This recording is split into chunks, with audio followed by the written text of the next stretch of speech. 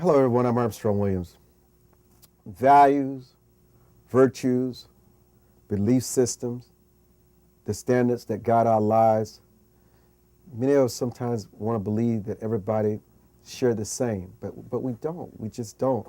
I have to learn this lesson every day. The way I grew up and the things that I valued and the way I sacrificed and the things that are important to me is not as important as to other people. You know, there's a difference between honesty and truth. Truth is facts. You cannot dispute facts. But everyone can look at a situation and give their honest assessment of it. Doesn't mean it's honest. I'll give you an example.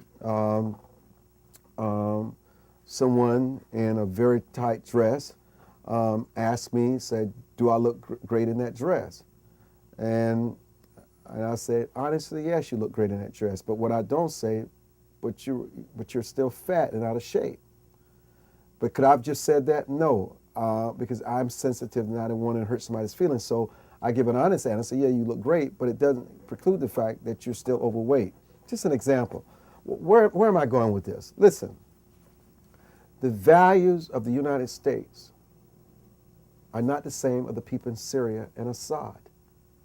We view killing differently. We view rape differently.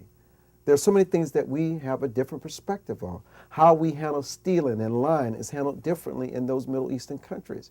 And so America can't run around the world expecting countries to follow our value system because we believe it works for us. There are many people in this country that rebel against our universal value system and the things that form and shape those values for us. And so when we want to punish people, I mean, look, chemical warfare is a horrible thing. We may think it's atrocity, which it is, but in their world, that's the kind of world they live in every day. I mean, look how many of these rogue terrorists go out and destroy these buildings and destroy lives and bring down airplanes. I mean, come on. Destruction is destruction. It's just that people don't have the same values. And sometimes it's best to just leave people alone, even if they kill each other and annihilate themselves. They have a right to do so. It's not our job to go in and save people from their sovereign leaders, which they elected. It is their responsibility to remove these leaders. I'm sorry. We cannot police the world. Look at the genocide in Rwanda. Look at Saddam Hussein and the Kurds. Look at North Korea.